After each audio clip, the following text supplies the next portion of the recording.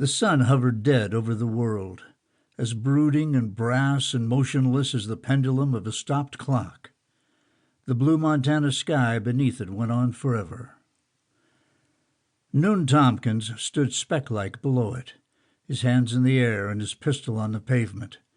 2 cops had guns on him. They were both named Saunders. He could tell by their name tags. One was young and the other old. The young cop had pale hair, a red, pinched face, and 3 days of dirty beard. His partner's head was shaved down to iron fuzz, and he watched Noone silently through mirrored sunglasses like some grim stone idol. Both leveled rifles at him from behind the cover of spread-winged police car doors. "John Doerr sent you up here to murder us," the younger cop, Sanders the younger, said. He had crazy eyes that jumped between Noone and the others, and he kept licking his lips. His skin was bad, mottled and peeling, and too pink. Noone had no idea what the cop was talking about, so he kept his mouth shut. He risked a glance at the stuck Mercedes a dozen feet away and buried up to its fenders in mud. No escape there. "You were lucky to get away," Sanders the younger continued. "You probably had yourself a big powwow party about it, huh? All those people you killed, women, kids." His big partner, he really was a great, solemn lummox of a man, said nothing, but his lip curled down in a contemptful grimace at the mention of women and children, and he coolly lowered his head over his rifle and peered down the sights.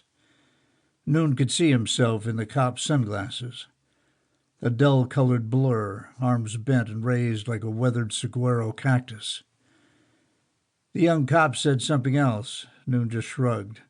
He didn't know any John Doerr, and he told them so, but they didn't seem to believe him. He'd thrown down his pistol when they rolled up, and Jake and Sadie had left their guns in the car.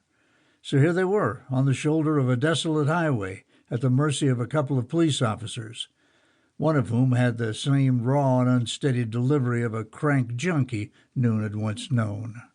Sanders the elder said something under his breath. His young partner said something back, and then uttered a terse ha-ha of a laugh. Noone tried to recall the last time he'd had a brush with the law.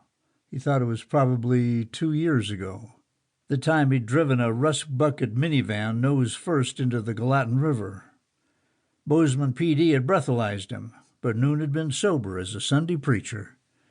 He told him the brakes had quit, but the truth of the matter was that he just hadn't wanted the old van anymore and thought he could maybe claim it stolen on the insurance.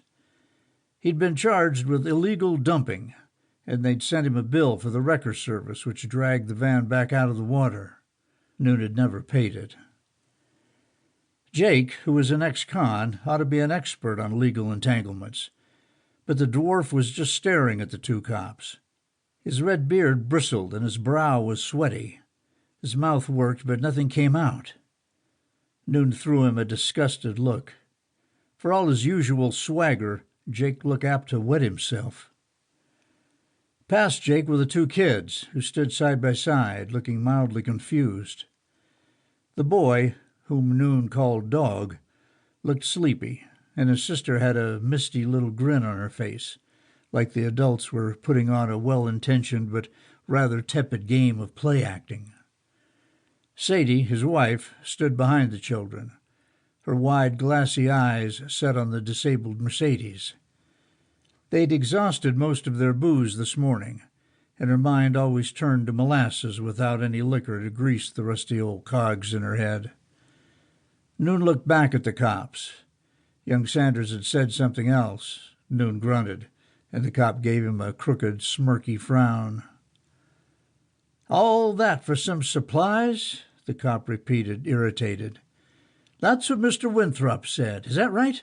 You and that John Doerr, you were after liquor?" Old Sanders cocked his head slightly, still peering down the gun sights, apparently curious himself. "I don't know anyone named Winthrop," Noone said, after a moment's reflection. "The hell you don't? I think you were with that raid. You had yourself some car trouble on your way home, and we got lucky. That's what I think."